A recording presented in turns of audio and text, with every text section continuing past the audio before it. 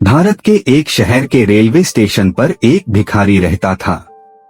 वह आने जाने वाली रेलगाड़ियों में बैठे यात्रियों से भीख मांगकर अपना पेट भरता था। एक दिन जब वह भीख मांग रहा था तो उसने देखा कि सूट बूट पहने एक लंबा व्यक्ति प्लेटफार्म पर खड़ा है। उसने सोचा कि यह व्यक्ति बहुत अमीर लगता है और इससे भीख मांगने पर अच्छे पैसे मिल सकते हैं। वह उस लंबे व्यक्ति के पास गया और उससे भीख मांगने लगा। भिखारी को देखकर उस लंबे व्यक्ति ने कहा, तुम हमेशा मांगते ही रहते हो, क्या तुमने कभी किसी को कुछ दिया है? भिखारी ने जवाब दिया, साहब मैं तो एक भिखारी हूँ, मैं हमेशा लोगों से मांगता रहता हूँ, मेरी इतनी औकात कहाँ कि किसी को कुछ दे सकूं। लंबा व्यक्ति बोला, जब तुम किसी को कुछ दे नहीं सकते तो तुम्हें मांगने का भी हक नहीं है। मैं एक व्यापारी हूँ और लेन देन में विश्वास करता हूँ। अगर तुम्हारे पास मुझे कुछ देने को हो तभी मैं तुम्हें बदले में कुछ दे सकता हूँ। इतना कहकर वह व्यक्ति ट्रेन में बैठकर चला गया। भिखारी उसकी बात पर सोचने लगा। उसे लगा कि शायद उसे भीख में अधिक पैसा इसलिए नहीं मिलता क्योंकि वह बदले में कुछ नहीं दे पाता, परंतु वह खुद को किसी को कुछ देने लायक नहीं समझता था। 2 दिन तक वह यही सोचता रहा कि वह दूसरों को बदले में क्या दे सकता है। तीसरे दिन स्टेशन के पास बैठे हुए उसकी नजर कुछ फूलों पर पड़ी जो पास के पौधों पर खिले हुए थे। उसने सोचा, क्यों न मैं भीख के बदले लोगों को फूल दे दिया करूं। उसे यह विचार अच्छा लगा और उसने वहां से कुछ फूल तोड़ लिए।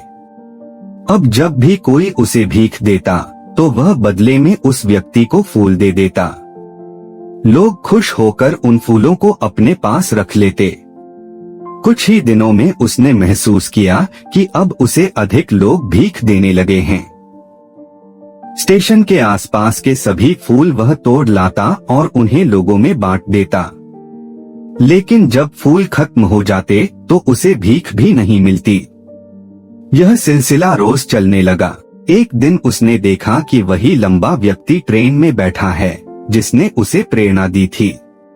वह तुरंत उसके पास पहुंचा और बोला, आज मेरे पास आपको देने के लिए कुछ फूल हैं, आप मुझे भीख दीजिए तो बदले में मैं आपको ये फूल दूंगा। उस व्यक्ति ने उसे पैसे दिए और बदले में भिखारी ने फूल दे दिए। लंबे व्यक्ति को यह बात बहुत पसंद आई। वह बोला, वाह क्या बात है, आज तुम भी मेरी तरह एक व्यापारी बन गए हो। इतना कहकर वह व्यक्ति ट्रेन से उतर गया, लेकिन उसकी बात एक बार फिर से भिखारी के दिल में उतर गई। वह खुशी से सोचने लगा कि अब उसके हाथ सफलता की वह चाबी लग गई है जिससे वह अपने जीवन को बदल सकता है। भिखारी ने ऊपर आसमान की ओर देखकर तेज आवाज में कहा, मैं भिखारी नहीं हूँ, मैं एक व्यापारी हूँ, मैं भी अमीर बन सकता हूँ। अगले दिन से वह स्टेशन पर नहीं दिखा।